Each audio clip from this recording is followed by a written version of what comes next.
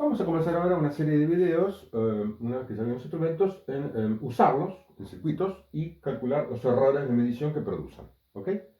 Para eso vamos a utilizar una fórmula clásica que calcula el error porcentual que se comete en una medición, que es simplemente esta expresión, es el valor medido menos el valor teórico o el valor que debería estar sin el instrumento, dividido ese mismo valor. O sea, Bm menos Bt sobre Bt por 100 y me da el error porcentual. ¿Ok?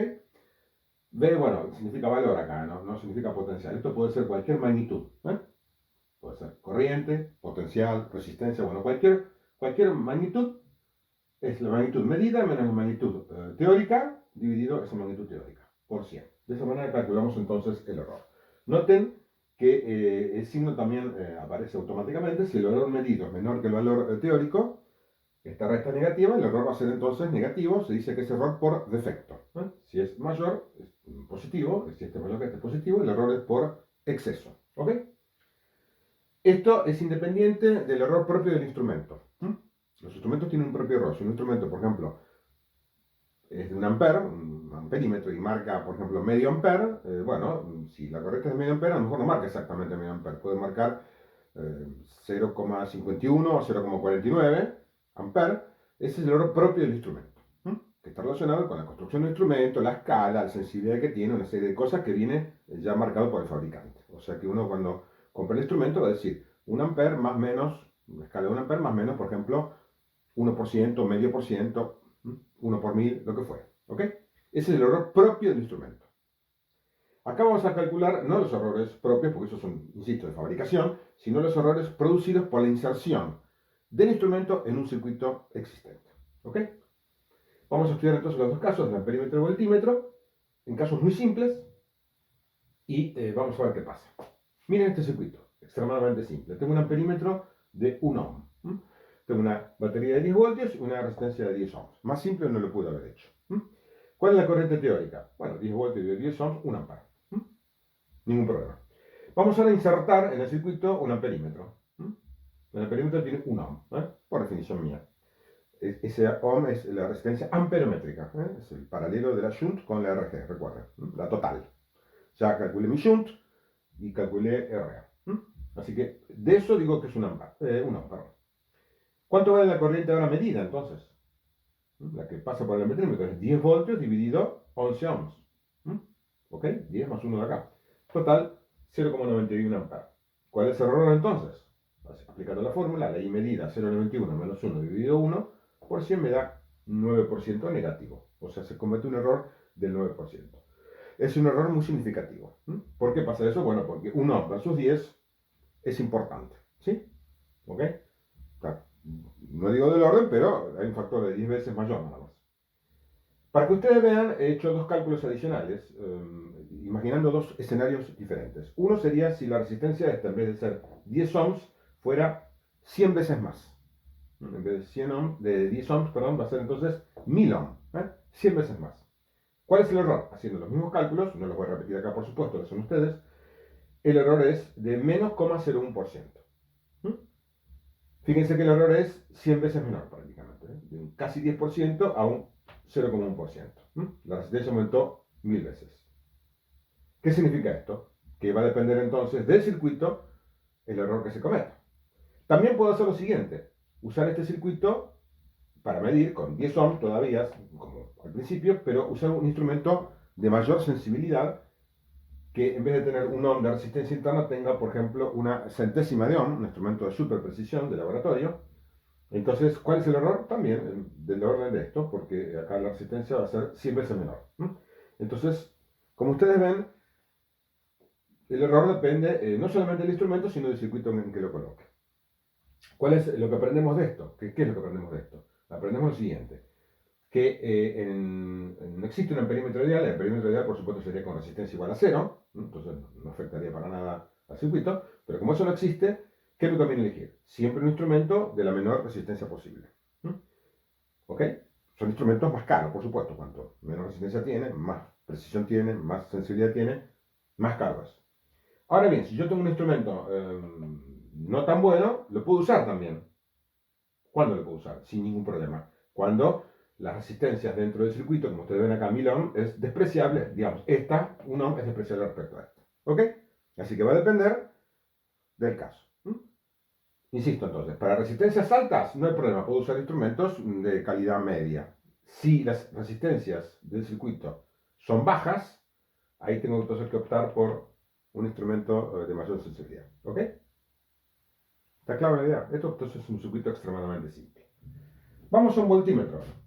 Voltímetro, como saben, tiene resistencia alta, está la multiplicadora. Si ustedes se dan cuenta, van a ver que siempre tiene una resistencia alta, ¿no? Porque se acuerdan de la resistencia multiplicadora que era los volts que quiero medir, o sea, alcance dividido IG, y menos la resistencia interna. Y VB generalmente es grande, 1 voltio, 10 voltios, 100 voltios, e IG es pequeña, entonces ese factor me da una resistencia alta. El voltímetro tiene una resistencia alta. Miremos este circuito. Tengo una batería de 20 volts, dos resistencias en serie de 10 ohms.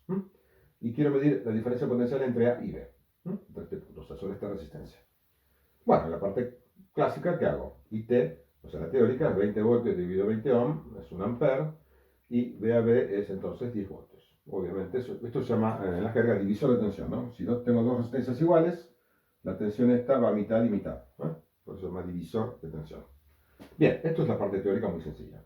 Ahora yo coloco el voltímetro entre A y B para medir la diferencia potencial. El voltímetro, como saben ustedes, va en paralelo y tengo ahí la resistencia de 100 ohms. ¿Sí? Noten que acá está, ¿cuál es el error acá? Que inserto una resistencia y entonces el voltímetro va a tomar un poco de corriente, ¿no? Al poner una resistencia acá, toma un poco de corriente ¿para qué? Para funcionar, mover su aguja. Por lo tanto, está modificando el circuito. ¿Qué sería lo ideal? ¿Cuál sería el instrumento ideal? Que el instrumento tuviera una resistencia infinita, o sea, que yo lo conecte y es como si fuera circuito abierto, ¿no? No toma nada de corriente, entonces el circuito funciona como en la parte teórica. Pero lamentablemente, como no existe ese instrumento, repito, yo introduzco el voltímetro y algo de corriente tiene que tomar, o sea, esto, ahí se produce un nodo, como ustedes ven, toda la corriente parte, va al voltímetro para mover la aguja y eso modifica el circuito. ¿Se entiende? Hay instrumentos de mucha precisión, en voltímetros, que son ya electrónicos, que tienen una gran resistencia.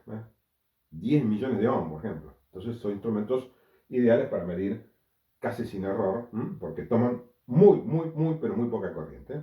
¿Sí? Pero estoy hablando de instrumentos especiales. Un instrumento común, bueno, tendrá su error de acuerdo a la resistencia. Recuerda entonces que el voltímetro, repito, ideal tendría que tener resistencia infinita, y cuanto menor resistencia tenga, peor es. O sea, es el caso contrario al amperímetro. Bien, introduzco entonces el voltímetro en paralelo y hago la cuenta. Ahora, ¿cuál es la corriente medida? Lo hice en un solo paso, son los 20 voltios dividido la resistencia total del circuito. ¿Y la resistencia total qué es? Los 10 ohms estos más el paralelo de 10 con 100. Está total el paralelo, los 10 que tenía antes, con los 100 del voltímetro. Entonces hago el paralelo, 10% sobre 10 más 100, hago toda esta cuenta, me da 1,05 amperes. ¿Ok? ¿Sí? La corriente ahora bajó, perdón, subió. ¿Por qué subió? Porque la resistencia bajó. Es al revés que antes. ¿Sí? ¿Ok? La corriente sube un poco porque al poner una resistencia acá, la resistencia está baja, y bueno, entonces sube la corriente. ¿Cuál es la tensión ahora entonces VAB medida? Son los 20 voltios menos la caída en esta, o se puede hacer también por otro camino de lo mismo, 20 menos 1,05, que es la corriente, por los 10 ohms de acá, eso me da 9,52. Entonces fíjense que el error, si hago la cuenta, 9,52 con respecto a 10, me da 4,8%. Un error bastante importante, ¿no? 4,8%. ¿Sí? Podría yo hacer las mismas variaciones que hice acá, pero hice una sola variación. En este caso, ¿qué es? Que aumenté la resistencia del voltímetro, puse un voltímetro mejor, en vez de tener 100 ohm, ahora tiene 10.000 ohm, 10 kilo ohm, ¿no? Como se dice a veces también. K de 1000, vulgarmente 10 kilómetros sería también un K, se dice a veces en la carga también. Resistencia, un K, 1000 ohm. Bueno, ahora entonces, repito, pongo un instrumento de mayor calidad, tiene 100 veces más resistencia que este, hago las cuentas y me da entonces el error, ¿cuánto? Está diciendo entonces que en este caso, repito, tuve que parar y volver a seguir porque el error lo había calculado mal, es este error, menos 0,5%. Lo había puesto mal, si ustedes miran el video anterior, lo que seguía antes estaba mal puesto. El error ahora es entonces menos 0,05%, ¿ok? Fíjense. fíjense ustedes, 100 veces menos que esto, aproximadamente.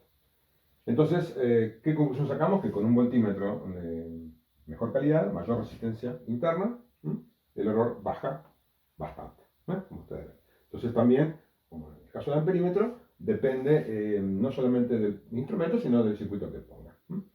Para resistencias bajas, el voltímetro puede ser cualquiera, porque cualquier voltímetro que tenga una resistencia de 100 o 1000, respecto a resistencias bajas no va a haber problema, no va a afectar mucho. ¿Cuándo el voltímetro tiene que ser mejor? Cuando las resistencias son altas. Imagínense si ustedes acá pusieron una resistencia de 10.000 ohm, por ejemplo, al revés, y yo pongo una resistencia de 100 ohm de voltímetro en paralelo, prácticamente entonces el voltímetro va a tomar muchísima corriente, porque la corriente va a ir más por 100 ohm que por 10.000, por lo tanto el error va a ser tremendamente alto. ¿Cuál es la conclusión entonces? Que es exactamente al revés del amperímetro. Para resistencias bajas, un voltímetro mediocre funciona bien. Para medir resistencias altas, cuando tengo resistencias altas, tengo que tener cuidado qué voltímetro utilizo. ¿Ok? Exactamente al revés en este caso.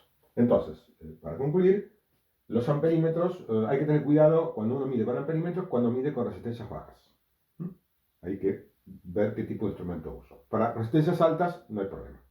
Viceversa, en el voltímetro, para resistencias bajas no hay problema, para resistencias altas hay que tener cuidado. ¿Ok? Bueno, en el próximo video vamos a ver cómo medir en un circuito un poco más complejo que esto. Este es un circuito, una malla sola, vamos a hacer un problema un poco más complicado.